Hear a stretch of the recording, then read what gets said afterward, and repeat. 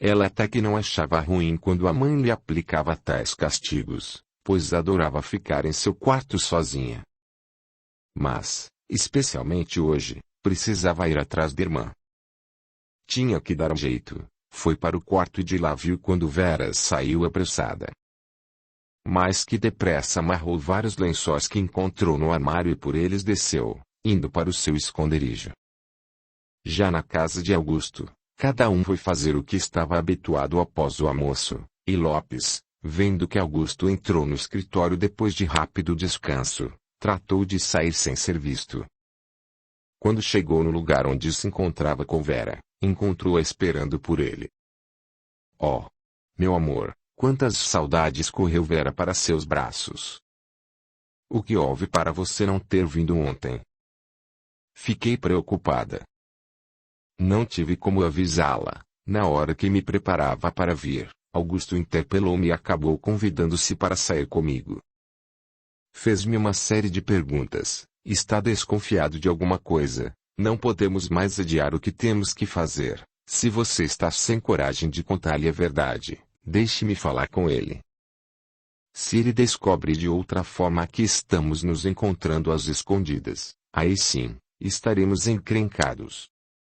Se contarmos a verdade a ele, sei que no início irá nos odiar, quererá nos ver pelas costas, mas pelo menos estaremos agindo com dignidade.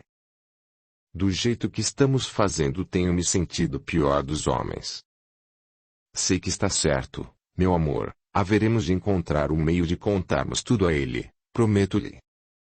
Creio que amanhã ele virá até minha casa e tentarei explicar-lhe o que está acontecendo. Você quer que eu vá também? Poderemos falar com ele juntos, talvez seja mais fácil. Não, isso não.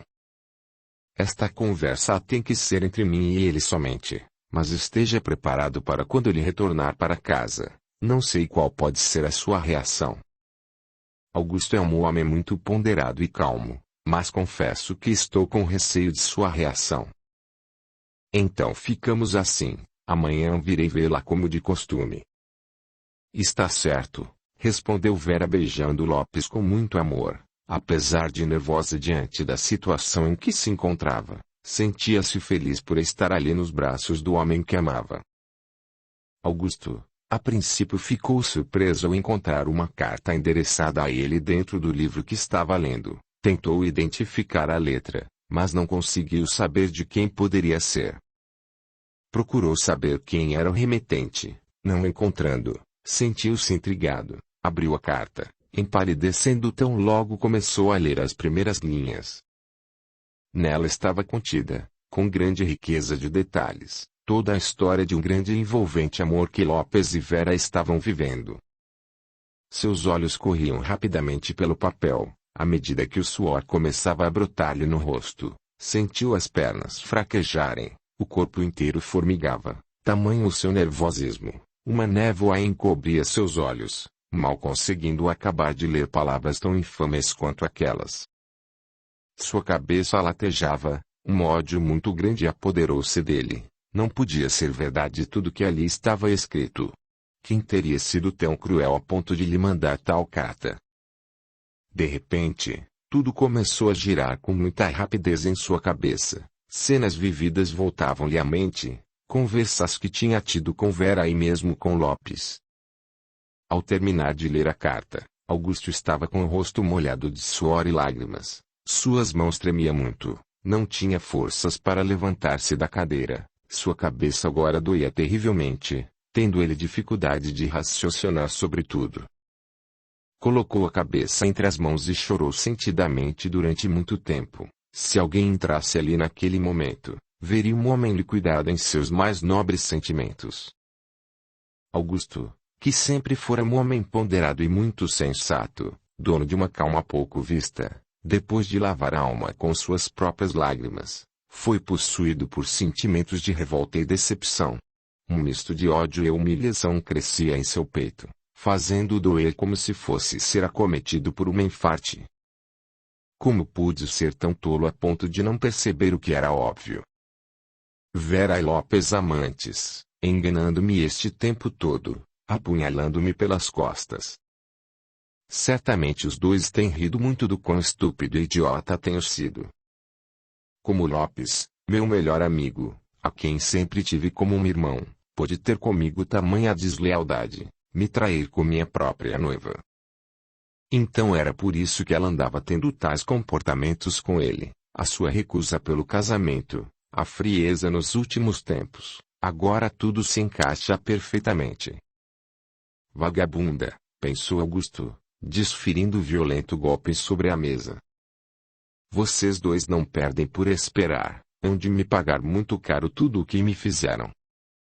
Ele estava transtornado, sua dor era insuportável, não tinha condições nem sequer para sair do escritório. A única precaução que tomou foi trancar a porta para que ninguém o visse naquele estado deplorável em que se encontrava. Inês, impiedosa e má, estava ali junto dele, não se importando com o que aquele pobre homem estava sentindo. Sua cegueira era tanta, que só enxergava o que lhe convinha. E no meio do tumulto dos pensamentos contraditórios que vinham em sua mente, Inês o estimulava ainda mais, a pôr em prática sua vingança, soprando-lhe pensamentos odiosos. Na verdade, tudo o que ela gostaria de fazer com suas próprias mãos mas não podia, pelo fato de estar desencanada, a não ser usar Augusto como sua maior arma, e isso ela sabia fazer muito bem. Estava satisfeita com o desenrolar das coisas, tudo estava saindo como havia planejado. A ajuda de Cíntia foi fundamental para o sucesso do seu diabólico plano, que era acabar com aqueles dois desavergonhados, que lhe roubaram o direito à felicidade e ao amor. Teriam finalmente o fim que mereciam. Augusto, que já passava mal por tudo aquilo, viu voltar o mal-estar que ultimamente vinha lhe acometendo. Deixou-se prostrar numa poltrona, ficando ali por muito tempo, tentando refazer-se e pôr em ordem seus pensamentos. Tenho que me acalmar, dizia para si mesmo, preciso agir com todo cuidado para que eles nada percebam. Na carta dizia o local e a hora em que os tórridos encontros amorosos aconteciam. Olhou no relógio que trazia preso a calça e deduziu que Lopes deveria estar retornando. Meu Deus! Dá-me forças para não fazer nada precipitado, preciso de toda serenidade e calma neste momento, meditou. Augusto não tinha a menor dúvida da veracidade daquela carta, era um homem inteligente e tudo levava a crer que os dois estavam encontrando-se mesmo. Mas se queria ter certeza de tudo, tinha que aparentar calma por hora, sem despertar em Lopes qualquer suspeita, por mais leve que fosse. Tenho que me refazer. Não posso deixar que me vejam desse jeito. Uma força que nem ele mesmo sabia de onde vinha, fez com que se levantasse e saísse do escritório sem que ninguém o visse, indo para o seu quarto. Olhou-se no espelho, lavou o rosto que estava vermelho e inchado pelo choro, sua imagem refletida no espelho era de um homem que em poucas horas parecia ter envelhecido 20 anos. Seus olhos estavam inexpressivos e uma geleira se fizera dentro do coração. Só conseguia pensar no dia seguinte em que os pegaria em flagrante, mas não queria pensar nisso agora. Providenciou ele mesmo um banho de imersão para tentar relaxar um pouco os músculos e nervos que doíam terrivelmente. Ali ficou dentro daquela água morna, procurando esquecer por enquanto tudo o que tinha vivido nas últimas horas. Mas por mais que se esforçasse não conseguia deixar de pôr em prática mentalmente como iria agir no dia seguinte. Perdeu a noção do tempo, enquanto agora, ali, mais calmo, voltou a ler a carta com toda a atenção e, como esta trazia pormenores do que acontecia no interior daquela velha fazenda abandonada, ele deixou-se levar reconstruindo as cenas descritas. Passos no corredor tiraram-no do seu devaneio que mais parecia um terrível pesadelo, daqueles que se tenta acordar mas não se consegue. Era Lopes que chegara. Augusto teve ímpetos de ir até ele e agredi-lo, enxotá-lo de sua casa com as palavras: miserável, como ousa ainda estar vivendo debaixo do mesmo teto que eu, desrespeitando não só a mim, mas a todos de minha família que o acolheram com tanto amor e carinho. Como pude enganar-me tanto? Contenha-se, Augusto, uma voz dentro de si falou, agora não é o momento certo para se tirar satisfação, Você tem que estar bem preparado e estudar muito bem como deverá fazer para pegá-los na hora certa. É verdade, respondeu Augusto para si mesmo. Tenho que ter prudência para apanhar estes dois ratos juntos. Se neste exato momento Augusto estivesse vigilante, perceberia claramente que havia alguém instigando e interagindo com ele, dizendo-lhe o que deveria fazer. Se nesta hora ele se recolhesse interiormente com muita fé, pedisse proteção divina e ajuda espiritual, certamente a receberia, mudando assim o curso de sua história, visto que Inês detinha com ela o controle e tanto de Augusto quanto de Cíntia. Ao invés disso revoltou-se até mesmo contra Deus, abrindo assim espaço para que Inês atuasse sobre ele. Sem esperar mais, voltou a olhar-se no espelho e sua aparência já estava recomposta. Guardou a carteira a lugar seguro e desceu novamente para o escritório, trancando a porta atrás de si. Pegou uma chave que estava guardada em uma das gavetas da mesa e encaminhou-se para um armário ao lado da estante, abriu a porta que permanecia sempre fechada e retirou dali um revólver, o mesmo que quase havia matado Neuza. Augusto tinha verdadeiro horror a armas, mas agora pouca importância isso tinha. Em sua mente somente martelava que ele tinha que lavar a sua honra e vingar-se daqueles que tiraram dele o que de mais precioso possuía, que era o amor que sentia por Vera e a estima enorme que dedicara por tantos anos a Lopes. Eles tinham-lhe tirando a crença nos homens e até mesmo em Deus, que permitira que tais fatos acontecessem.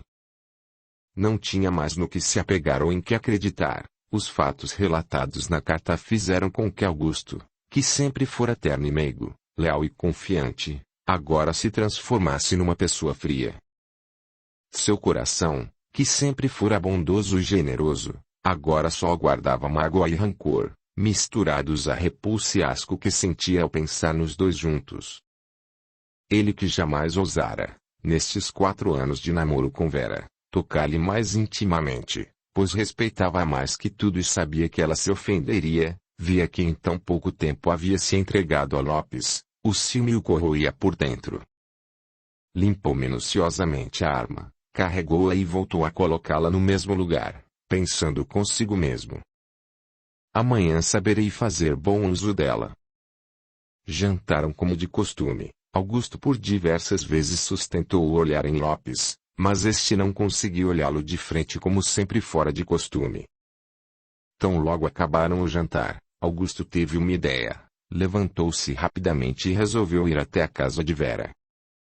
Tanto Dona Amélia como o coronel, e até mesmo Lopes, surpreenderam-se com a atitude dele, afinal já passava das 7 horas.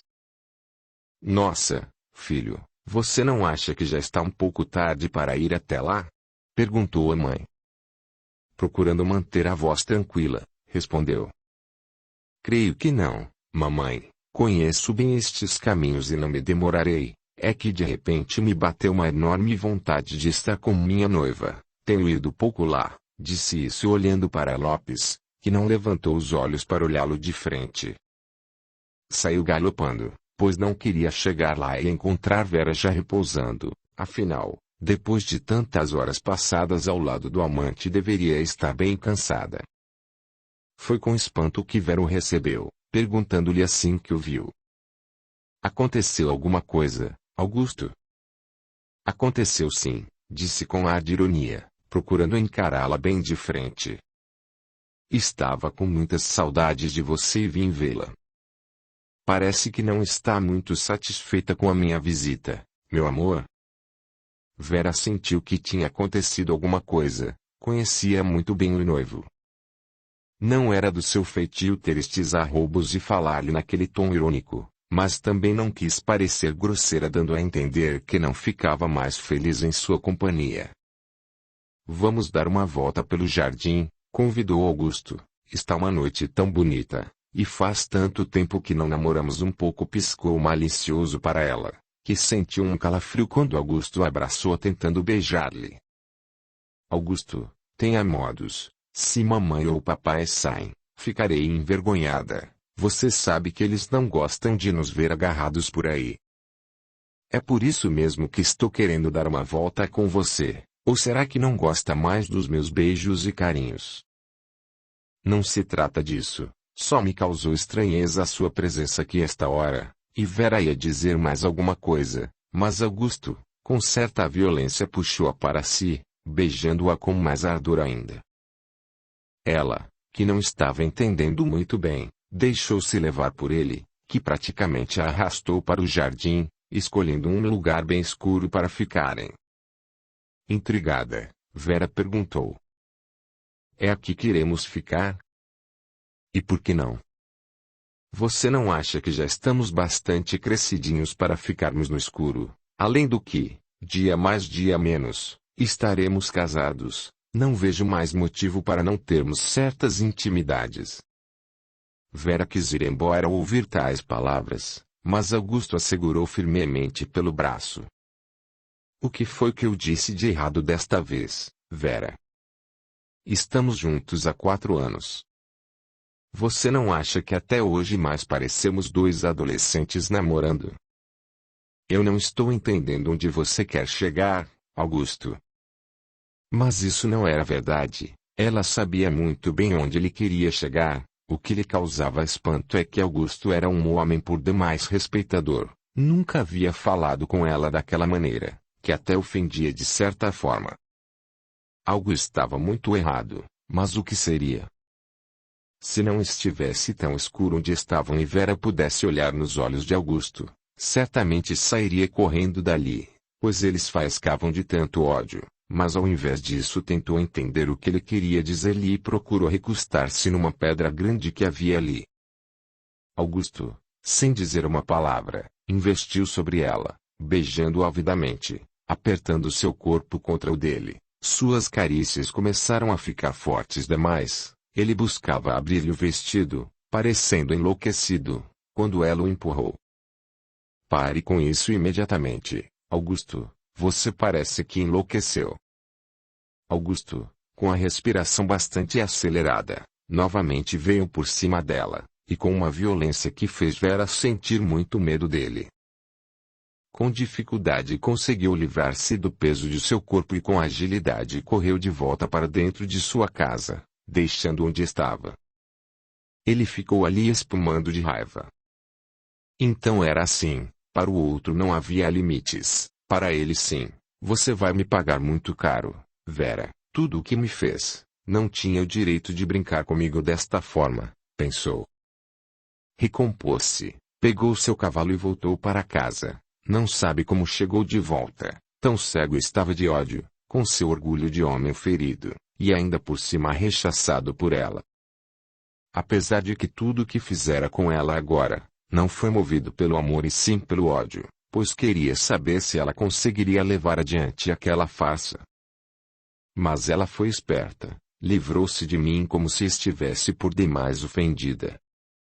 Ordinária e hipócrita, era isso que ela era, uma mentirosa enganadora, pior até que muitas mulheres que conheci, que vendiam seu corpo por dinheiro. Estas pelo menos se mostravam tal qual eram, sem disfarces, eram autênticas, meditava.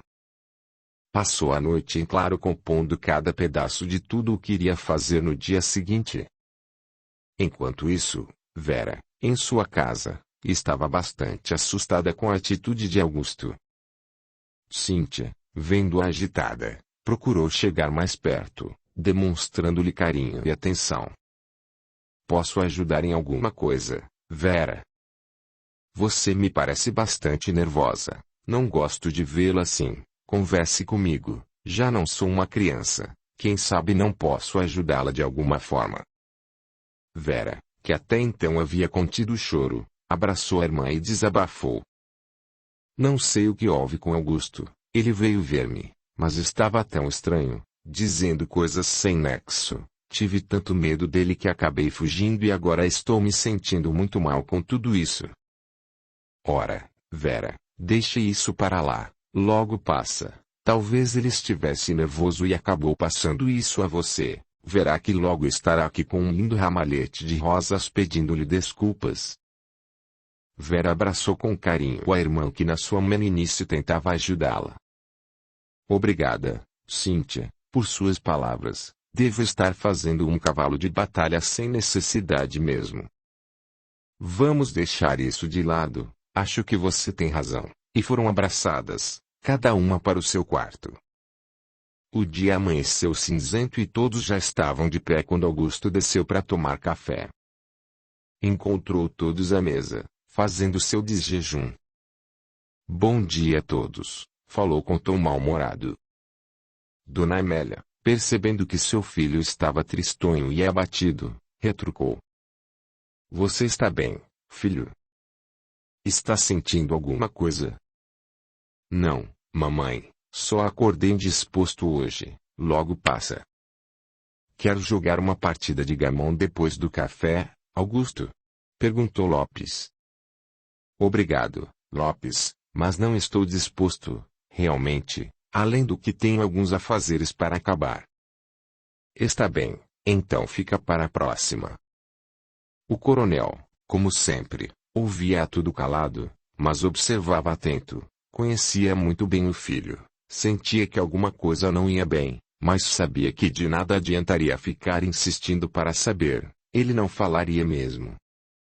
Augusto já tinha tudo esquematizado na mente, daria um tempo por ali e, alegando algumas providências a serem tomadas na vila, não viria para o almoço. Ao invés disso, seguiria direto para o local onde se daria o encontro, e ali ficaria à espera dos dois.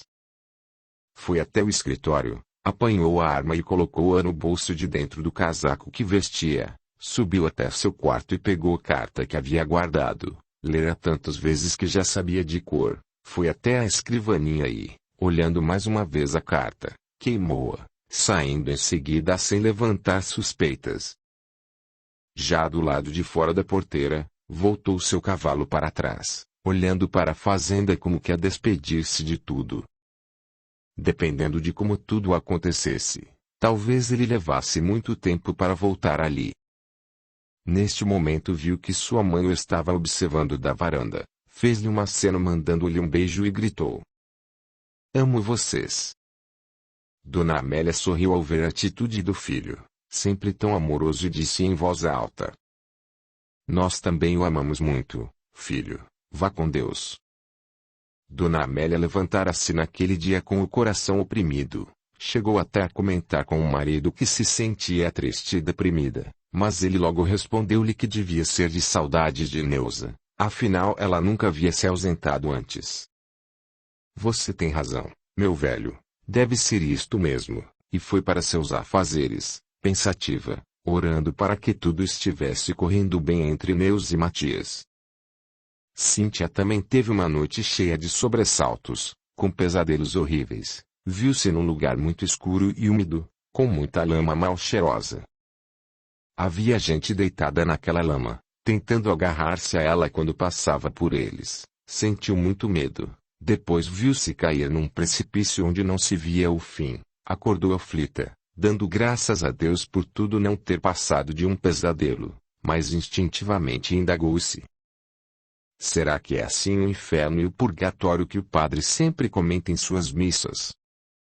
Ela tinha que dar um jeito de ir para a fazenda abandonada um pouco mais cedo do que de costume, estava certa de que Augusto tinha lido sua carta, daí a razão de ter vindo de noite em sua casa e ter tido tais reações. Vera não sabia, mas Cíntia tinha ouvido tudo o que eles falavam, pois quando Augusto chegou, escondeu-se. E assim que saíram para o jardim ela deu a volta pelos fundos da casa, ficando por detrás dos arbustos, vendo tudo. Teria que ficar em outro lugar hoje, pois no seu esconderijo, certamente, estaria Augusto. Ela fora tão detalhista na carta, que descreveu o local que ele deveria ficar para vê-los. Tão logo ele entrasse, ela viria para o seu posto de vigia.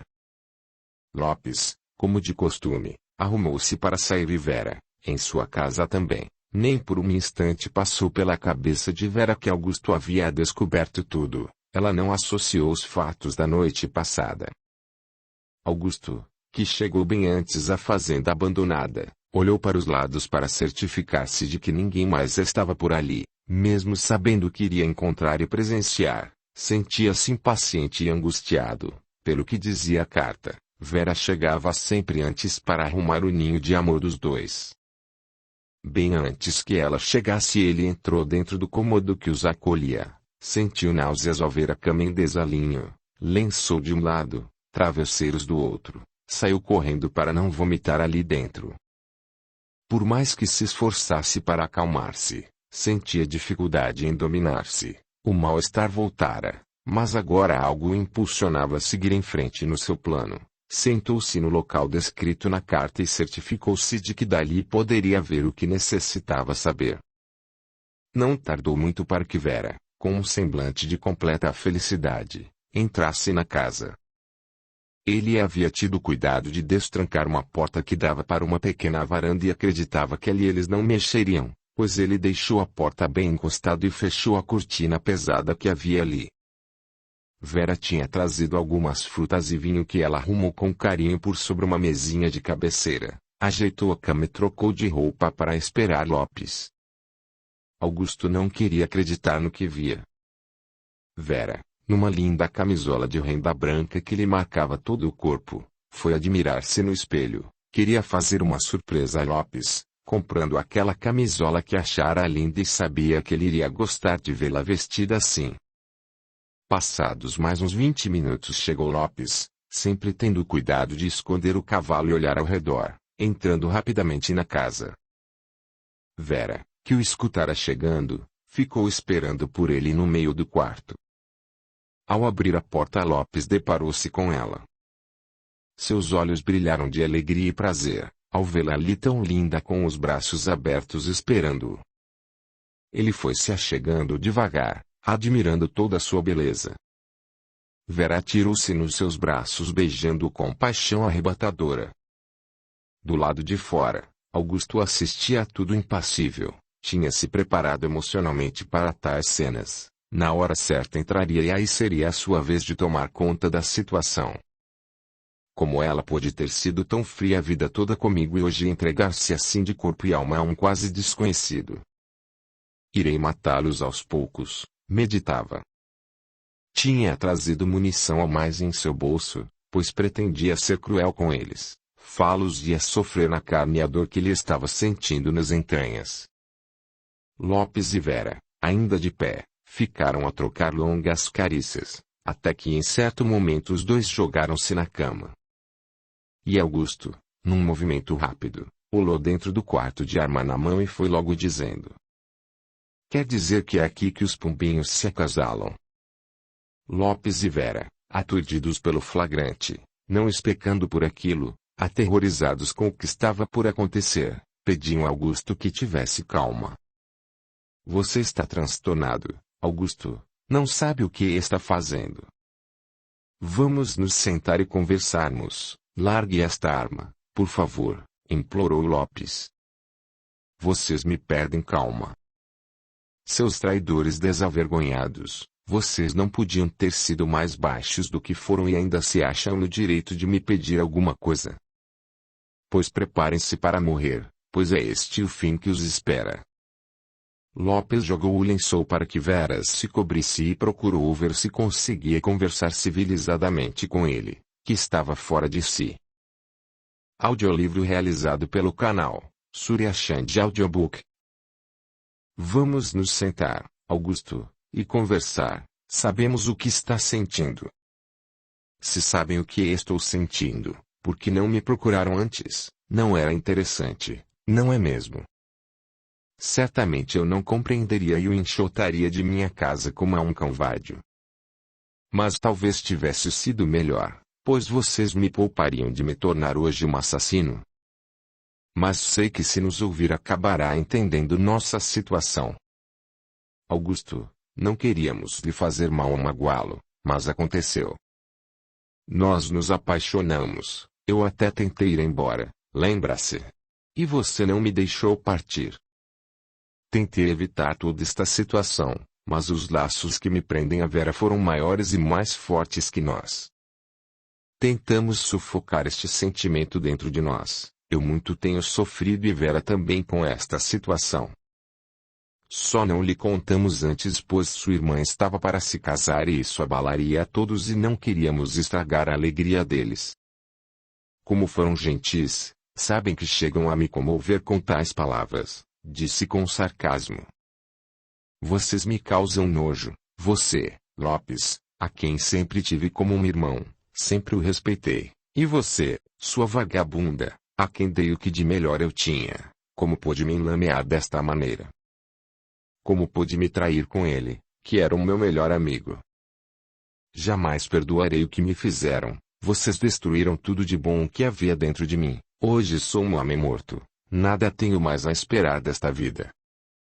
Mas também não serão felizes juntos. Você não será minha, mas não será dele tampouco.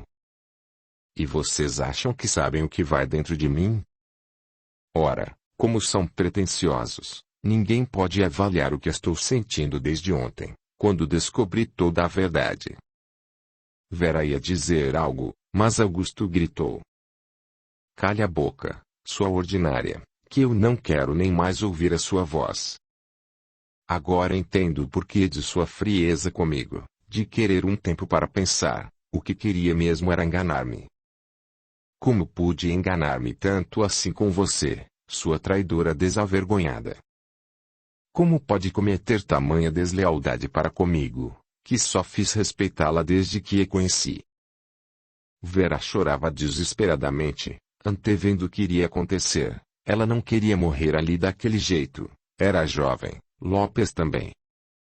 Amavam-se, não era justo tudo acabar daquela maneira. E vendo que Augusto engatilhara a arma em sua direção, Vera correu até ele numa tentativa de segurá-lo e impedir tal loucura. Mas Augusto estava com os olhos vidrados de tanto ódio, ódio esse que se misturava ao de Inês e à sua sede de vingança. Naquele momento, os sentimentos de Inês e Augusto fundiram-se num só, e assim Augusto disparou o primeiro tiro em Vera, acertando-lhe um pouco acima do coração, fazendo-a cair. Lopes, neste instante, vendo que Vera iria ser acertada novamente, pulou por cima dela, tentando protegê-la, levando ele os 3 tiros seguintes. Augusto, num segundo de lucidez, diante de tanto horror, vendo Vera caída, aparentemente morta, e Lopes, por cima dela, todo ensanguentado e presumidamente morto também, não suportando o que tinha feito, voltou a arma contra sua própria cabeça e atirou. Cíntia e Inês, que a tudo assistiam, sentiam-se vingadas. Finalmente eles tiveram o fim que mereciam, só ficaram um tanto abaladas pelo fim triste de Augusto, porque isto elas não haviam premeditado. Inês estava tão extasiada com a execução de sua vingança, que nem se deu conta de que Dona Zilá e seus companheiros ali estavam, tentando auxiliar aquelas pobres criaturas envolvidas em dolorosa tragédia. Augusto, que tivera morte instantânea, debatia-se por não conseguir desprender-se do corpo físico. Dona Zilá, que já conhecia muito bem o destino daqueles que, como Augusto, tiram sua própria vida, procurou interceder junto aos seus superiores para que o ajudassem e que ele pudesse ser levado para um posto de socorro próximo para receber os primeiros socorros. Diante da maneira como tudo aconteceu, seu pedido poderia ser atendido em parte. Ela muito pouco ou quase nada poderia fazer pelo neto tão querido, tanto tentou evitar toda aquela tragédia, mas a força do mal desta vez tinha sido mais forte e vencido. Restava-lhe agora acompanhar de longe a trajetória do neto e, através de muitas preces, enviar-lhe bons fluidos para que pudesse ser amparado e devidamente ajudado e assistido. Tudo o que estivesse a seu alcance faria por ele. Oh, meu Deus, pensou Dona Zilá, quanto sofrimento e dor estas famílias irão passar daqui por diante. Os assistentes espirituais que ali se encontravam tentavam ajudar Augusto, que se debatia muito, gritando horrorizado, olhando para si mesmo todo ensanguentado, com o rosto mutilado, deformado pelo tiro que estourou seus miolos, fazendo saltar-lhe os olhos para fora. Seu pavor era tanto que chorava convulsivamente, não só por ele, mas também por julgar ter matado Vera e Lopes, que estavam ali estendidos inconscientes. Forte crise nervosa o acometeu neste momento, sendo difícil para os assistentes que ali estavam conseguir acalmá-lo. Outros 2 assistentes ajudavam Vera, que não parecia estar tão mal, apesar de o tiro ter lhe acertado em cheio o peito e a hemorragia ser grande, Ela parecia ter todos os seus sinais vitais em ordem. Já Lopes, este sim, estava muito mal. Os 3 tiros o atingiram, um na altura do pulmão direito, e os outros 2 na coluna vertebral. Pelo que puderam observar, ele estava em coma, e a hemorragia era tão intensa que somente com muita sorte sobreviveria. Cíntia estava atônita, chorando sem saber o que fazer. Dona Zilá, vendo-a em estado de choque, ao ver o que tinha feito com o seu ato irresponsável, achegou-se mais perto dela e disse-lhe ao ouvido: "Vá buscar ajuda, filha, e rápido." Ela saiu correndo em busca de socorro, gritando feito louca desesperada, falando coisas desconexas.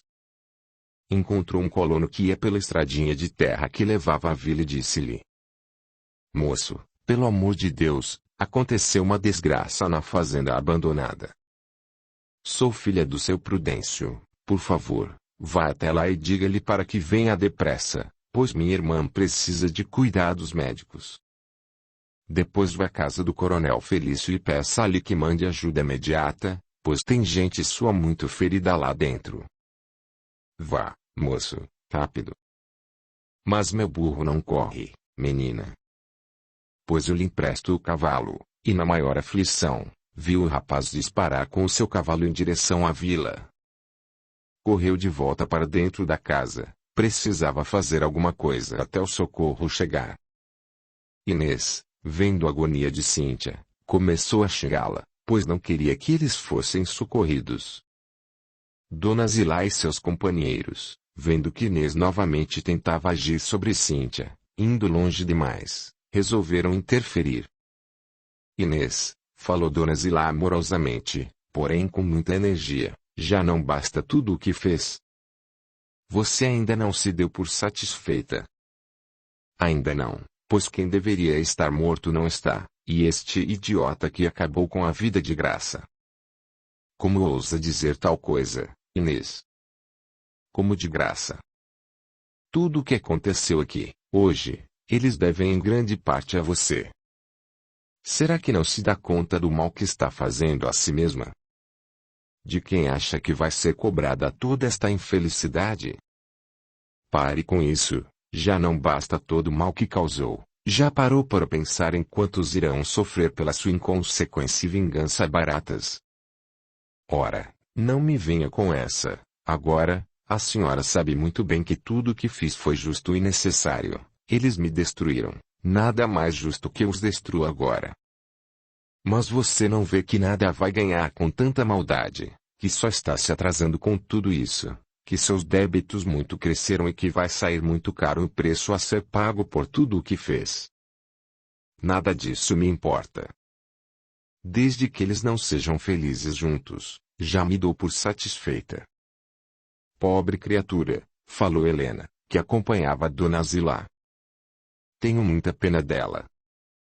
Será que, se ao invés de ter tanta revolta e rancor no coração, tivesse perdoado Antônio e Susana, tudo não teria sido diferente para ela? E o pior é que ela acabou envolvendo Cíntia de tal forma, que a menina, pode-se dizer, foi coautora de tudo." "Pois é, Helena, quando deixamos que o ódio fale mais alto em nosso coração, as consequências são sempre trágicas e funestas. Alguém sempre acaba sofrendo punições que poderiam ter sido evitadas. Mas Deus, que tudo sabe e tudo vê, que conhece o interior de cada filho seu melhor do que ninguém, se deixa que tais coisas aconteçam, é porque assim tem que ser. Nada somos para julgarmos as deficiências ou fraquezas dos outros, e muito menos o que está traçado por Deus, sua justiça nunca falha. O que podemos fazer, estamos fazendo da melhor maneira possível.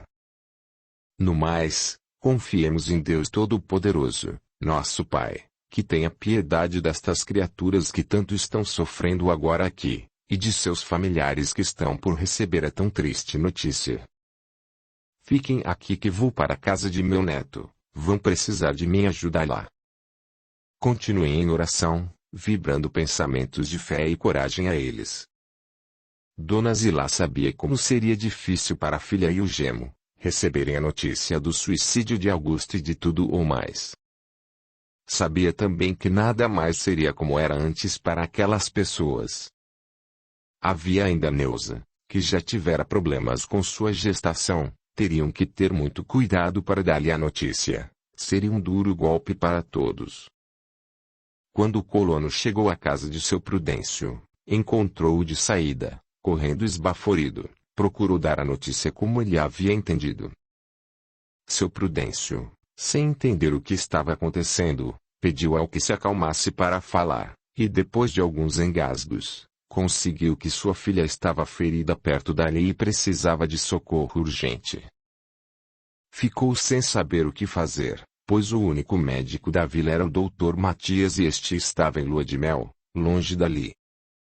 Não falou nada à mulher para não assustá-la, pegou a carruagem e foi até a fazenda abandonada com o rapaz, seguindo-o atrás. Tão logo ali chegaram, Cíntia veio até o pai, chorando desesperada. Papai, ainda bem que chegou. Mas o que houve aqui, Cíntia? Cíntia, com medo, mentiu. Também não sei, estava passando por perto, quando ouvi tiros saindo daqui e ao chegar encontrei-os assim. Guiou o pai até o quarto e este, diante do que viu, soltou um grito de horror. Meu Deus, o que aconteceu aqui?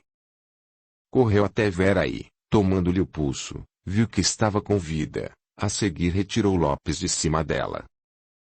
Foi tudo tão rápido que seu Prudêncio nem teve tempo para analisar o que havia acontecido, também o que isso importava agora. O mais importante era salvar a vida de sua filha, que se esvaía em sangue. Pegou em Lopes e viu que este ainda respirava, olhou mais à frente e viu Augusto, já sem vida, com a arma próxima de sua mão. Colocaram o Vera dentro da carruagem com a ajuda do rapaz, que nada perguntou. Voltaram para transportar Lopes e puseram-no no chão da carruagem, pois este não cabia deitado no banco e com os solavancos poderia cair. Meu rapaz, disse seu Prudêncio, tentando manter a calma, vai até a casa do coronel Felício e conte-lhe o que viu. Tenha cuidado para dar a notícia, pois ele já teve um derrame que quase o matou. Diga-lhe que Lopes precisa de cuidados urgentes, pois está à beira da morte, que eu o levei para o hospital, e que seu filho está morto. Acho melhor falar primeiro com Raimundo, que é o capataz da fazenda. Deixe que ele dê a notícia como achar melhor. Agora vá. Sim, senhor, sem demora, depois devolva o cavalo. Não precisa devolvê-lo, fique com ele de presente pela ajuda que nos deu. Obrigado, senhor, e saiu em disparada rumo à fazenda do coronel. Conhecia Raimundo e falaria com ele. Cíntia ia segurando Vera desacordada e a carruagem seguiu o mais depressa que podia, com seu Prudêncio gritando muito e chicoteando os cavalos a fim de que andassem mais rápido. Seu Prudêncio sabia que havia um pequeno hospital numa cidadezinha a 1 hora e pouco dali, teria que arriscar. Ficar ali na vila era deixar que os dois morressem à míngua. Agora, levando-o à carruagem, começou a formar em sua mente o que teria acontecido. Pela cena que encontrou, não era difícil deduzir que Augusto surpreendera a filha e seu amigo na cama, atirando neles e pondo fim à própria vida em seguida. Para seu Prudêncio nada podia feri-lo mais que isso. Sua filha, deitada com um homem que mal conhecia, traindo o noivo que sempre fora tão dedicado e bom para ela. Oh! Deus, que mal fiz eu para merecer tal castigo? Quanta vergonha e humilhação haveremos de passar com tudo isso? Pensava ele. Assim que chegaram ao hospital, foram prontamente atendidos pelos enfermeiros. Ninguém fez nenhuma pergunta, a princípio, diante do estado grave dos dois feridos. Foram levados para dentro, ficando seu Prudêncio e Cíntia na sala de espera. Nenhum dos dois queria tocar no assunto, também nem era preciso, estava tudo tão claro. Passados alguns minutos, surgiu um médico perguntando se eram parentes dos dois. Seu Prudêncio identificou-se. Sou o pai da jovem, doutor, como ela está? Perdeu muito sangue, A bala está alojada logo acima do coração e teremos que operá-la imediatamente. Mas claro, doutor, faça o que for preciso, mas salve-a, por favor, eu lhe peço. Faremos tudo o que estiver ao nosso alcance. Agora o rapaz está em estado bastante crítico, não sei se poderemos salvá-lo. Levou 3 tiros, um dos quais está alojado em seu pulmão direito, e os outros 2 atingiram diretamente sua coluna vertebral. Mesmo que venha a se salvar, ficará paralítico pelo resto da vida. Cíntia levou a mão na boca, não estava mais aguentado ver tudo aquilo. Sentia-se culpada e assim foi prostrando-se, calada num canto da sala, recriminando-se, acusando-se. Na verdade não era isso que ela imaginava que fosse acontecer, pensou em dar um corretivo em Vera, sempre sentindo-se tão superior, tão certinha, iludindo aos pais que era uma pessoa, quando na verdade era outra bem diferente. Nunca imaginou que as coisas tomassem os rumos que tomaram e acabassem nesta grande tragédia. Inês, vendo a fraqueza de Cíntia, pôs-se a blasfemar contra ela, chamando-a de fraca e covarde. Estava enfurecida, pois não havia conseguido impedir que os 2 fossem socorridos. Enquanto isso, na casa do coronel, o colono conversava com Raimundo, pondo mais ou menos ao par do que tinha acontecido, pois ele não sabia ao certo como tudo sucedera. Raimundo, que vira praticamente Augusto nascer, ficou muito chocado. Não sabia como dar notícia tão triste à família e, intimamente, suplicou. Minha Virgem Maria, dai-me uma luz, como vou dizer o que houve para o coronel? Ele não vai aguentar, acabou de sair de séria doença e agora essa desgraça toda. Achou melhor ir ter com Dona Amélia, ela era mais calma, apesar de que, numa hora dessas, ninguém se mantém calmo, mas pelo menos teria melhores condições que ele para contar ao patrão. Dirigiu-se para a casa grande limpando as lágrimas que teimavam em descer de seus olhos, e foi direto à cozinha onde encontrou Dona Ana preparando seus quitutes, toda feliz. Vendo Raimundo entrar cabisbaixo, Dona Ana indagou. Minha nossa, Raimundo, que cara é essa? Parece até que viu assombração, homem. Antes fosse isso, Dona Ana, nunca tive medo de assombração. Mas confesso que estou com muito medo e tudo daria para não ter que dar a notícia que tenho que dar ao patrãozinho. Dona Ana parou de mexer o doce que fazia e aproximou-se de Raimundo. Nunca o vira tão abatido daquele jeito em muitos anos que juntos ali trabalhavam. Digo o que aconteceu, deste jeito você está me assustando. É o doutor Augusto, gaguejou Raimundo. Aconteceu uma desgraça. Um colono acabou de vir me avisar que encontraram o Dr. Augusto morto, numa fazenda abandonada perto da vila. Parece que ele se matou, depois de ter atirado na noiva e no Dr. Lopes. Dona Ana sentiu as pernas bambearem e, se não fosse Raimundo socorrê-la, teria caído ali mesmo.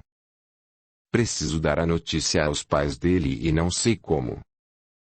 Neste instante Raimundo virou-se e viu que Dona Amélia havia entrado pela outra porta e, pela sua expressão de dor, ele já não mais precisaria dizer nada. Ela havia ouvido tudo. No fundo, Raimundo deu graças a Deus por não ter que olhar nos olhos daquela mãe dizer que o seu filho estava irremediavelmente morto. Dona Ana chorava desconsolada e Dona Amélia aproximou-se, demonstrando tanta dor e sofrimento que cortou o coração de Raimundo. Dona Amélia procurou apoiar-se na grande mesa que havia na cozinha, dizendo: Diga o que aconteceu com meu filho, Raimundo. Quem foi que veio até aqui avisar o quê? Pois é, patroa, eu nem sei o que aconteceu direito.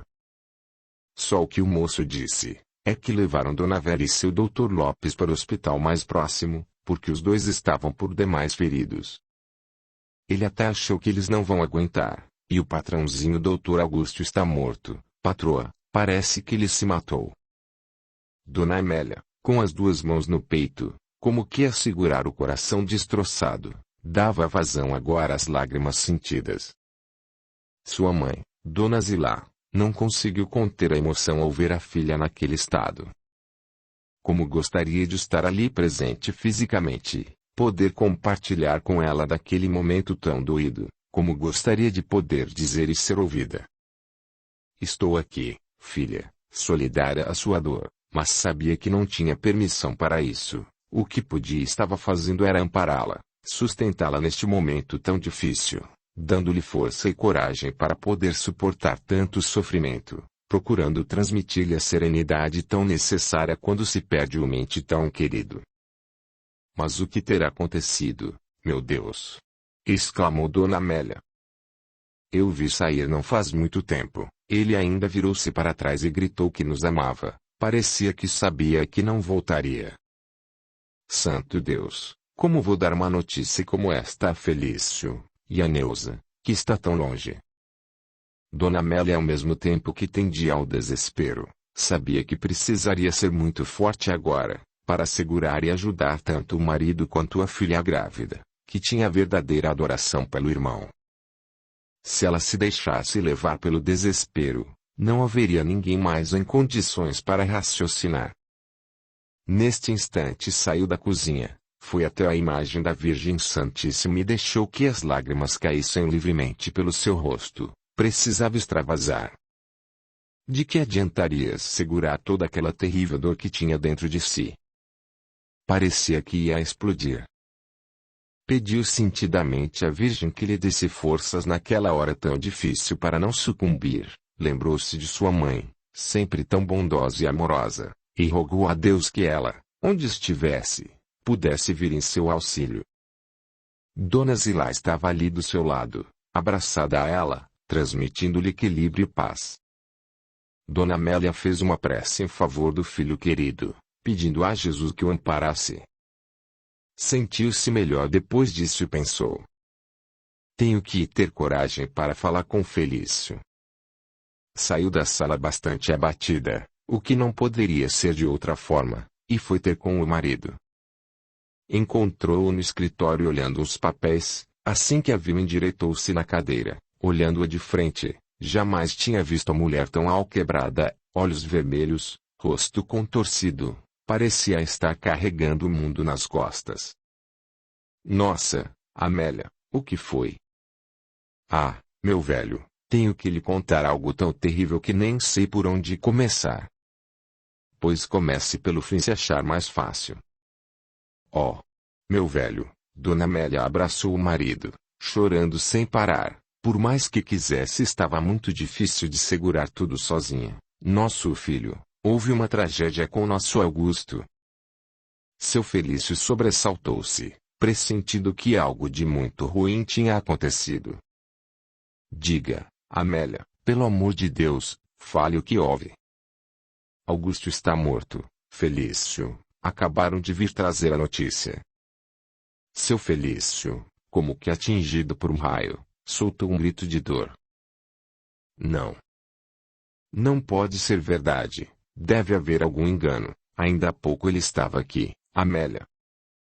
Dona Amélia, abraçada ao marido, disse-lhe: chore, meu velho, chore tudo o que tem para chorar. Eu também já fiz isto. Temos que ser fortes, Felício. Nem eu mesma sei como vou suportar tanta dor, mas sinto que precisamos ter coragem e enfrentar esta fatalidade de frente. O coronel chorava e lamentava a morte do filho, esmurrando a mesa, revoltando-se contra Deus que permitiu que tal coisa acontecesse. Por que, Deus, porque o Senhor deixou que meu filho, ainda tão jovem, cheio de vida e saúde, partisse assim? Por que permitiu? Gritava o coronel, toda a sua revolta. Dona Amélia deixou que ele se acalmasse um pouco e depois, quando ele estava mais sereno, falou: Felício, temos que tomar uma série de providências. Precisamos pedir a Raimundo que vá até lá para trazê-lo para cá. Antes preciso saber o que aconteceu. Você sabe? Somente por cima, e na rua que sabia. O coronel não quis acreditar no que ouvia da mulher. Era infame demais. Mas é a verdade, velho. Não poderemos fugir dela. Parece que ele os pegou juntos. Na certa já estava desconfiado. pois levava consigo um revólver, e você sabe o horror que Augusto sempre teve de armas. Mas por que ele foi cometer esta loucura?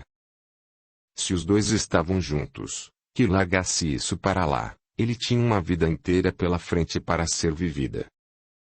Era um garoto ainda, tinha tantos planos, tantos projetos. Será que não pensou quanto nos faria sofrer com tudo isso? Eu não posso me conformar com isso, Amélia, e o coronel voltou a soluçar feito uma criança. Quem somos nós, Felício, para julgá-lo? Sabe Deus o que se passou na cabeça dele, o que sentiu ao ver-se traído de forma tão cruel. Dona Zilá apiedou-se dele e, através de passes fluídicos, tentou acalmar um pouco o genro. Passados alguns minutos, seu Felício, mais calmo, levantou-se e falou: Vou até lá com Raimundo e mais um homem para providenciar tudo. Vou mandar avisar Matias e Neuza para que venham imediatamente. Você fique aqui que assim que eu puder estarei de volta. Sei que é difícil, meu velho, mas acho melhor mandar avisar os pais de Lopes. Está bem, mandarei avisar. Deu um longo abraço na esposa e saiu carregando consigo toda sua tristeza e pesar. Seu Felício ia calado ao lado de Raimundo. Em sua mente vinham-lhe as recordações de quando Augusto ainda era bem pequeno e corria feliz por aquelas campinas. Depois, já um rapazinho, convenceu ao pai que queria cursar uma faculdade, tinha o dom da palavra, sempre conciliador com as pessoas. Sabia impor-se quando tinha alguma ideia na mente, defendendo com unhas e dentes os seus princípios. Quantas discussões acaloradas tiveram, pois ele tentava incutir naquela velha cabeça mudanças e novas ideias que vira na cidade grande, mas era difícil mudar valores que já se têm enraizados dentro de si. Ele às vezes ficava meio aborrecido comigo, mas depois acabava por compreender-me, e assim foi se lembrando de várias passagens, e nem se deu conta quando chegaram à fazenda abandonada. Raimundo, vendo que o patrão estava absorto em seus pensamentos, falou: É aqui, patrão, trazendo o coronel à dura realidade. O coronel, com certa dificuldade, desceu da carruagem e, sem dizer uma única palavra, dirigiu-se para dentro da casa. Foi um momento de grande comoção. A cena em que se seguiu foi por demais comovente e triste. O coronel, ao chegar na porta do quarto onde tudo acontecera, parou um instante como que a tomar coragem e, neste momento, em silenciosa prece, pediu a Deus que lhe desse forças para o que teria que enfrentar e entrou. Ao deparar-se com o filho estendido no chão, foi até ele e com dificuldade ajoelhou-se, coração oprimido pela dor. Ali, abraçado ao filho como se estivesse a niná-lo, chorou toda a sua tristeza, toda a sua amargura. Filho, por que não se abriu comigo? Talvez eu pudesse ajudá-lo de alguma forma. O que faremos sem você a nos alegrar como seu doce sorriso? Com seus gestos ternos a nos engrandecer? Onde iremos buscar, filho, aquela palavra sempre amiga e conciliadora que você sempre teve com todos? Oh, filho amado, por que se entregou assim dessa maneira? Lutasse, bater-se, esbravejasse, mas permanecesse entre nós, Augusto. Raimundo, que assistia a tudo, não conteve as lágrimas que rolavam em seu rosto, pensando em como o destino estava sendo duro com aquela família, em tão curto espaço de tempo, quanta coisa ruim e amarga já tinha acontecido a eles. Quando sentiu-se mais calmo, o coronel pediu a Raimundo que o ajudasse a levantar-se. Raimundo, solícito, ajudou-o e em seguida foi chamar o outro empregado, que havia ficado do lado de fora, para que pudessem levar Augusto para a carruagem. Na volta o coronel orientou-os. Vamos até a vila providenciar tudo para o féretro, deixe o rapaz aqui e venha comigo, Raimundo. Não estou com cabeça para nada, vou precisar de sua ajuda. Claro, patrão, tudo o que for preciso, estou a seu dispor. Obrigado, Raimundo. Na vila, ninguém ainda sabia do acontecido. Foi um grande choque para todos. O coronel foi até a funerária, escolheu tudo o que era necessário e pediu que levassem para a velha fazenda abandonada. Ele queria que Augusto saísse dali já com tudo em ordem. Chegaria à sua casa pelo menos num cortejo digno. Não tardou para que a notícia se espalhasse e chegasse aos ouvidos de Dona Laurinda, que ficou desesperada, sem saber ao certo o que tinha acontecido.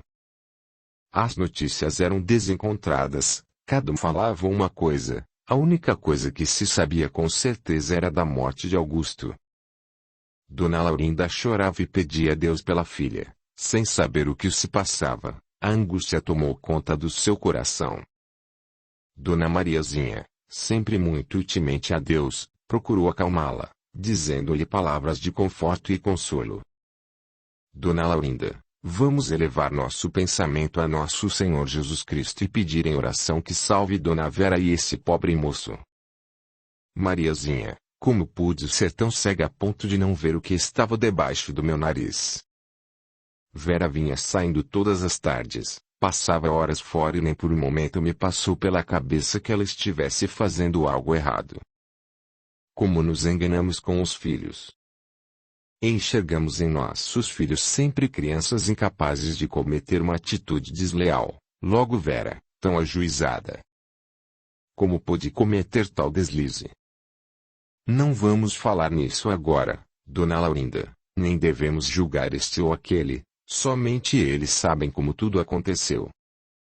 Tenhamos fé em Deus, para que eles consigam escapar desta armadilha que o destino lhes preparou, e esperemos confiantes que possam nos contar tudo depois.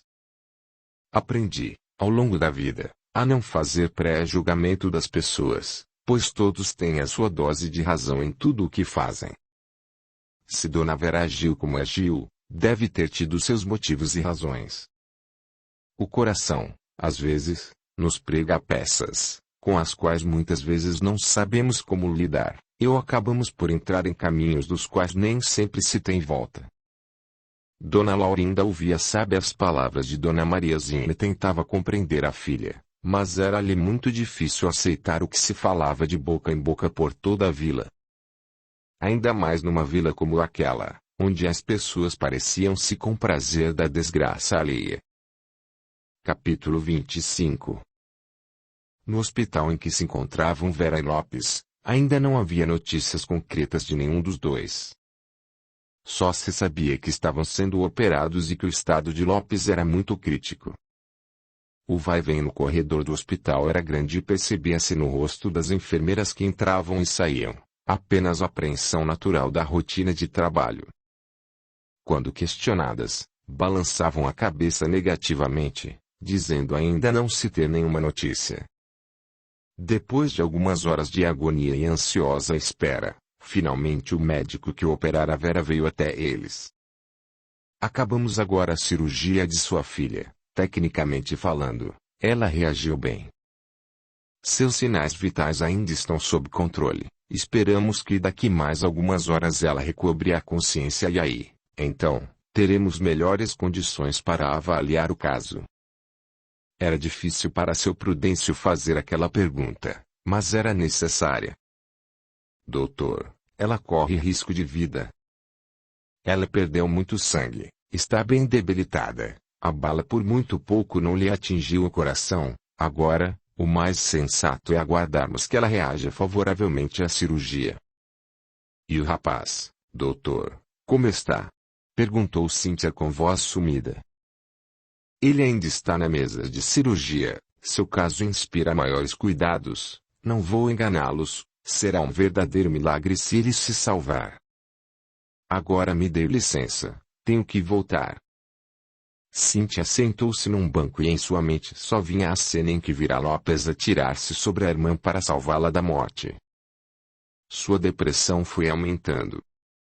Inês, por sua vez, ficou a atormentá-la, dizendo-lhe que ela era medíocre, que não fazia nada direito, que era uma incompetente, culpava pela morte de Augusto, para deixá-la ainda pior. Inês não se conformava, depois de tanto esforço, ver que Vera tinha grandes chances de sobreviver e perguntava-se, com muita raiva: será que depois de tudo eles iriam se salvar? Mas pelo que pôde observar pelas palavras do médico, com muita sorte, veria pelo menos parte do seu plano concretizado, caso Lopes viesse mesmo a falecer. Pelo menos, se assim fosse, já lhe serviria de consolo saber que Vera não ficaria com a Lopes, e ainda carregaria para o resto da vida o remorso e o peso de ter sido a causadora da morte de Augusto também. Mas ela estava furiosa mesmo era com Cíntia que, influenciada por Dona Zilá, correu em busca de socorro. Se esta estúpida não tivesse ido atrás de socorro, certamente, uma hora dessa, tanto Vera quanto Lopes estariam seguramente mortos, e todo o seu ódio voltou-se para Cíntia. Ela, então, dava socos e pontapés na menina que, sentindo grande desconforto, procurava ajeitar-se melhor no banco. Não satisfeita com isso, começou a vampirizá-la de tal forma e transmitir-lhe em pensamento tantas frases confusas e desconexas, que a menina começou a ficar perturbada, falando e agindo de maneira estranha, ali no corredor do hospital. O pai, vendo a filha bastante agitada, resmungando sozinha, aproximou-se dela dizendo: filha, aquiete-se aqui comigo, sei que deve estar cansada, mas temos que esperar por mais notícias. A menina, olhando para o pai sem entender o que ele estava dizendo, coçou a cabeça e fez um gesto vago com uma das mãos. Toda aquela situação poderia ter levado Cíntia a um estado de choque, pensava o pai preocupado. Talvez ela estivesse à beira de um ataque nervoso pelo que viu nas últimas horas. Pobre criança, pensou seu Prudêncio, deve estar muito assustada com tudo isso. Procurou aproximar-se mais da filha, dizendo que tudo ficaria bem. O que ele não podia imaginar e nem ver era a presença de Inês unida a ela, maltratando-a e pondo-lhe na mente a culpa de tudo. Agora ela vai ver só, falava Inês, eu não vou mais dar sossego a ela, este vai ser o preço que terá que pagar por ter falhado. Quando o médico saiu novamente para o corredor, seu Prudêncio, bastante preocupado, chamou-o de lado e conversou a respeito de Cíntia. Ao chegar perto da menina, esta assustou-se. Você se sente bem? Perguntou o médico em tom conciliador. Sente alguma coisa, algum mal-estar ou mesmo alguma dor? Cíntia balançou a cabeça negativamente e encolheu-se toda no banco em que se encontrava. O médico, olhando com ar preocupado para seu Prudêncio, fez sinal para que fossem conversar um pouco mais adiante. Sua filha já apresentou outras vezes este tipo de reação? Não, doutor. Ela sempre foi uma menina diferente das outras, sempre calada e reservada, nunca gostou de misturar-se muito com outras pessoas, mas é temperamento dela. O que estou achando é que foi demais para ela ter vivido esta tragédia das últimas horas. Sobre isso também gostaria de conversar com o senhor. Diante da gravidade dos dois pacientes quando chegaram, nem tivemos tempo de saber como tudo aconteceu. Precisamos preencher um boletim do hospital, se não se importar, mas isso fica para depois. Vamos primeiramente examinar sua filha e ver se encontramos algo. O médico chamou uma enfermeira e pediu que esta conduzisse Cíntia até seu consultório, e encaminhou-se para lá. Depois de realizar os exames de praxe, e não encontrando nada de errado, sentou-se perto da menina e começou a conversar com ela. Sei que tudo o que passou nestas últimas horas, deve ter sido muito difícil para você, mas quero que saiba que tudo já está sob controle. Sua irmã está bem melhor e vai recuperar-se. E o Dr. Lopes, também vai se recuperar? Ah! Que bom, falou o médico. Assim fico mais tranquilo, sabendo que quando quer, você fala. Gostaria de saber se quer falar sobre o que aconteceu com sua irmã, talvez isso a ajude a sentir-se melhor.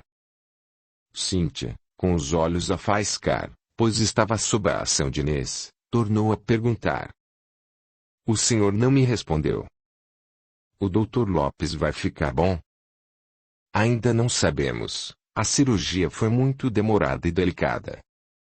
Seu estado é grave e inspira muitos cuidados, mas temos muita esperança de que ele seja forte o suficiente para sobreviver. Pelo que ouvi o Senhor dizer horas atrás, se ele conseguir sobreviver vai ficar inválido, é verdade? Sim, é. 2 balas atingiram a coluna vertebral irremediavelmente, ele não mais terá os movimentos da cintura para baixo. Inês pensou rápido. Bem, se for assim, mesmo que ele sobreviva, nunca mais terá o prazer de ter Vera nos braços como antes. Ele não terá mais nada a lhe oferecer. Afinal, para quem tinha visto os arroubos dos dois entre 4 paredes, seria muito difícil para qualquer um dos dois querer dar continuidade a um romance tão fogoso como o deles. O médico, vendo que a expressão de Cíntia tinha se modificado, ficou a observá-la um pouco mais e logo concluiu que realmente a menina estava perturbada. Tanto poderia ser uma crise passageira, levando-se em conta o esgotamento nervoso que ela teria passado, como poderia ser coisa mais séria. Saiu da sala e voltou a chamar por seu Prudêncio. O senhor tem razão em preocupar-se. Ela não está no seu estado normal, mesmo. Pelo que pude observar, ela está tendo alteração de comportamento, passando do estado depressivo para a excitação. O pouco que conversamos deu para perceber a mudança claramente. Acho prudente observarmos um pouco mais antes de entrarmos com qualquer tipo de medicamento, está bem? Claro, doutor. O senhor faça o que achar melhor. Procure ficar atento daqui para frente e qualquer anormalidade procure-me. Seu Prudêncio agradeceu a atenção do médico e este, pedindo licença, retirou-se. Capítulo 26. O coronel Felício ajudou a arrumar o filho no caixão. Com muito cuidado, empurrou os olhos de Augusto para dentro, fechando-os como pôde. Tinham trazido roupa limpa para trocá-lo e o serviço funerário completou o trabalho. Arrumaram muitas flores sobre ele, misturando pequenas e grandes em volta de sua cabeça, para procurar esconder ao máximo o local do tiro. Mas mesmo assim, quem o olhasse, veria que seu rosto estava bastante deformado. Para o rapaz bonito que fora, era doloroso vê-lo de tal forma. Saíram dali já com ele de volta para a fazenda, onde todos aguardavam com profunda tristeza sua chegada. Não demoraram a chegar, e Dona Amélia, junto com alguns empregados, já haviam removido parte dos móveis da sala e colocado cadeiras para as pessoas se sentarem. Quando Dona Amélia viu a carruagem fúnebre chegando, seu coração apertou-se ainda mais. Rezou para que tivesse forças naquela hora, e sua mãe, Dona Zilá, junto de seus companheiros, vibravam em fervorosa prece por ela, aplicando-lhe passes calmantes. O pessoal da funerária cumprimentou-a, olhando onde ficaria o caixão e voltaram para pegá-lo. Seu Felício, chegando perto da mulher, abraçou-a comovido, dizendo-lhe: Coragem, Amélia. Dona Amélia parecia nem ter mais lágrimas para chorar, no seu coração havia um grande vazio, ela que sempre fora uma grande admiradora da doutrina espírita, pensou. Meu Deus! Mesmo já tendo lido tanto a respeito de que a vida não acaba com a morte física, como é difícil enfrentar isso tão de perto, como não estamos preparados para perder um ente querido. Peço aos bons espíritos que neste momento me deem apoio e sustentação. Sei o quanto meu filho irá precisar do equilíbrio de todos nós, para que possamos ajudá-lo de alguma maneira. E com uma serenidade que nem ela mesma sabia de onde vinha, aproximou-se do caixão para ver o filho, colocando as 2 mãos em seu rosto, acariciando-o como fazia quando ele ainda era pequenino. Recolheu-se dentro de si e fez sentida prece, pedindo a Deus que tivesse piedade e misericórdia do filho por ter lhe atentado contra a vida daquele jeito. Pediu também que ele próprio tivesse condições para redimir-se do gesto que teve. Procurou imaginar um lindo campo todo florido a esperar por ele, com espíritos iluminados ajudando-o. Sabia que o destino de um suicida era um dos piores, pois já lera sobre o assunto. Mas, mesmo assim, rogou fervorosamente a Deus por ele, do fundo do coração sofrido de mãe, que nada podia fazer para ter seu filho de volta a seu lado. Nada lhe doía mais, que saber que Augusto teria que pagar o preço do seu desatino. Aos poucos os empregados foram chegando, e estavam todos por demais sofridos com tudo aquilo. Viam no Dr. Augusto uma criatura boa e sem maldade, que não merecia passar por tudo aquilo. Tudo era tristeza e pesar na fazenda Santa Rita, que sempre tivera alegria. Audiolivro realizado pelo canal Surya Chand Audiobook. A notícia chegou tal qual uma bomba às mãos de Matias, que a recebeu no quarto do hotel onde estavam hospedados. Por uma grande sorte, Neuza, naquele instante estava tomando banho, pois pretendiam sair para jantar. Mas do banheiro ela ouviu baterem na porta e, assim que saiu, perguntou ao marido. Foi impressão ou ouvi baterem na porta enquanto estava no banho? Matias sabia que não poderia esconder a dolorosa notícia, pois tinham que correr contra o tempo para chegarem a tempo para o enterro. Ele gaguejou, sem saber ao certo o que dizer a ela. Sabia o que era ter que ouvir uma notícia como esta, pois já sentira na própria pele esta dor. Procurou fazer com que Neuza se sentasse perto dele e, mesmo tentando encontrar as palavras certas para o momento, não conseguia pensar em nada que não fosse por demais doloroso. Não foi impressão não, querida. Trouxeram-me agora uma notícia muito triste, que nem sei como vou dizê-la a você. Neuza olhou assustada, sobressaltando-se. Diga-me de uma vez, você está me deixando nervosa. É alguma coisa com o papai? Ele teve outro derrame? Não, Neuza, seu pai está bem. Então, me diga, por favor, o que houve? Aconteceu uma tragédia. Você tem que ser forte, pensar no nosso filho, acima de tudo, e procurar manter a calma. Seu irmão galopou um acidente e não resistiu aos ferimentos. Na carta que Matias recebeu, seu Prudêncio contou a verdade sobre o suicídio e tudo mais, mas ele não teve coragem de dar toda a notícia de uma só vez. Como médico, sabia que, no caso de Neuza, doses homeopáticas seriam melhores, teria tempo suficiente no caminho de volta para contar-lhe toda a verdade. Neuza abraçou seu marido, chorando, a princípio baixinho, mas depois foi soltando o choro e soluçava convulsivamente, dizendo: Não pode ser, Matias, logo agora que tudo estava indo tão bem, ele iria se casar, estava tão feliz como o futuro emprego, como isso foi acontecer. Matias não gostava da ideia de sedá-la, mas viu que seria mais prudente fazê-lo antes que ela piorasse e não tivesse condições para retornarem. Deu-lhe um sedativo leve, assegurou-se de que ela ficaria bem até que ele voltasse, desceu a portaria para providenciar o fechamento da conta, e já mandou que trouxessem a carruagem, pois teriam que partir imediatamente. Partiram em seguida, deixando para trás toda a alegria que estavam vivendo até aquele momento. Matias ia pensativo. Como esta vida é mesmo estranha, no mesmo instante em que estamos felizes e radiantes, vem uma notícia como esta e acaba nos levando a um túnel escuro. Faz-nos pensar em como somos frágeis e despreparados para a vida, como não sabemos lidar com as nossas emoções, não temos sequer capacidade para entender o que leva um homem a cometer um ato tão cruel consigo mesmo. Ficou a imaginar o que ele faria se estivesse no lugar de Augusto. Será que teria estrutura para passar por cima de uma traição como esta? Era bem difícil de responder, somente quem está vivendo o problema é que sabe o que é enfrentar um drama como este. Já na carruagem, a caminho de volta, Neuza estava mais calma e quis saber se o pai tinha mandado algum detalhe de como tinha acontecido o acidente. Na verdade, não foi bem um acidente. Como, não foi? Matias, você está me escondendo o quê?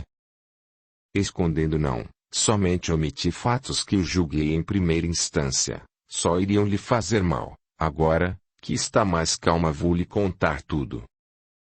Não quero ouvir de você. Desculpe-me, prefiro ler a carta que papai enviou. Vou me sentir melhor, creia. Matias olhou-a comovido e muito pesaroso, pois sabia do quanto ela prezava a Vera e mesmo Lopes. Seria um duro golpe para ela, mas não tinha outro jeito, se não concordar em dar a carta para que lesse e tirasse suas próprias conclusões. Está aqui, Neuza retirando a carta do bolso e lhe entregando. Com a carta nas mãos, seus olhos, ávidos por saber toda a verdade, corriam rapidamente, marejados pelas lágrimas. Ao terminar de ler, braços caídos ao longo do corpo, olhou para o marido, dizendo: Meu Deus, como eles puderam chegar a este ponto? Por que, Matias? Será que não pensaram nem por um minuto, que meu irmão não conseguiria segurar tanta deslealdade e traição juntas? Logo Vera, a quem aprendi a estimar como uma irmã, como poderei olhar para ela depois do que fez a Augusto? Sei que não tenho o direito de julgá-los, mas para mim é muito difícil não recriminá-los. Eles não tinham o direito de agir dessa maneira, se queriam ficar juntos, se estavam apaixonados, porque não usaram de honestidade. Como será que ele descobriu tudo? Não faço a menor ideia, talvez os tenha seguido. Por que não chamaram meu irmão para uma conversa honesta e sincera? Tenho absoluta certeza de que Augusto galoperia muito, mas conhecia muito bem meu irmão, com o tempo ele superaria. Acredito que sim, Neuza, pelo pouco que sei dele, também penso assim, mas agora de nada adianta nós ficarmos conjecturando, ele partiu. Neuza voltou a chorar, abraçada ao marido. Chore, minha menina, faz bem, extravase sua dor. Estou do seu lado para ampará-la no que for preciso. Sei que nestas horas pouco podemos dizer ou fazer, a não ser dizer que estou aqui solidário e unido a você. O que seria de mim se não tivesse você, Matias, a meu lado? Capítulo 27. Seu Prudêncio pegou Cíntia e foram para casa. Ali no hospital, por ora, nada teriam a fazer. E certamente Dona Laurinda deveria estar aflita por notícias. Ao chegarem em casa encontraram Dona Laurinda à espera deles. Prudêncio, graças a Deus que chegou. Diga-me, por favor, como está Vera? Agora está melhor, ela escapou por pouco, já está fora de perigo. Dona Laurinda correu aos pés da santa, para agradecer-lhe a bênção. Obrigada, Virgem Maria, por ter ouvido minhas preces. Seu Prudêncio chegou perto da mulher e disse: Agora acho melhor fazer um chá calmante para Cíntia, ela não está nada bem. Como assim? Ela passou pelo clínico do hospital. Foi ela quem os encontrou e está muito abalada. Como os encontrou? O que ela fazia por aqueles lados se eu a tinha posto de castigo em seu quarto horas antes? Seu Prudêncio ficou pensativo com o que a mulher estava dizendo. Ele nem tinha pensado nisso. Fora pego tão de surpresa que nem sequer questionou Cíntia quanto a isso. Acho que agora não é hora para fazermos perguntas a ela. Vá cuidar dela e depois falaremos. Dona Laurinda foi até a filha, que tinha o olhar perdido. Venha, filha, vamos tomar um chá bem quentinho, comer alguma coisa e depois você irá descansar um pouco, está bem? Cíntia assentiu com a cabeça, sem qualquer objeção. Dona Mariazinha veio até a sala e ajudou Cíntia, dizendo: Vamos comer um pouco, fiz aquele bolo de chocolate que você tanto gosta. Cíntia não teve nenhuma reação, apenas seguiu-as. As duas entreolharam-se preocupadas, porém nada disseram. A menina estava com bastante fome, comeu 3 fatias de bolo e tomou o chá calmante que a mãe preparou-lhe. Dona Laurinda, depois de colocar Cíntia na cama, voltou bastante apreensiva para falar com o marido. Sente-se, Laurinda, vou lhe pôr a par de tudo o que aconteceu, ou pelo menos até onde eu sei. Penso que, depois que você souber de toda a verdade assim como eu soube, verá que não teremos condições de ficarmos morando mais aqui, e após narrar todos os fatos de seu conhecimento, continuou. Será muito difícil ter que encarar as pessoas daqui por diante. Sei que, quando toda a verdade vier à tona, seremos severamente julgados, sem contar com a vergonha que estou sentindo. Nunca pensei que fosse viver para ver uma filha minha cometer um ato tão vergonhoso quanto este. Isso sem contar que, depois da dor e sofrimento que a família do Coronel Felício está passando neste momento for superada, teremos contra nós sua ira e revolta, e certamente acusações sobre tudo isso, o que eu não tiro sua razão. Penso que, assim que Vera tenha condições para viajar, nos mudaremos para Lisboa. Estive pensando isso nas últimas horas. Dona Laurinda concordou, pois sabia que não havia outra saída. O marido estava coberto de razão. Prudêncio, e como você vai fazer com seus negócios?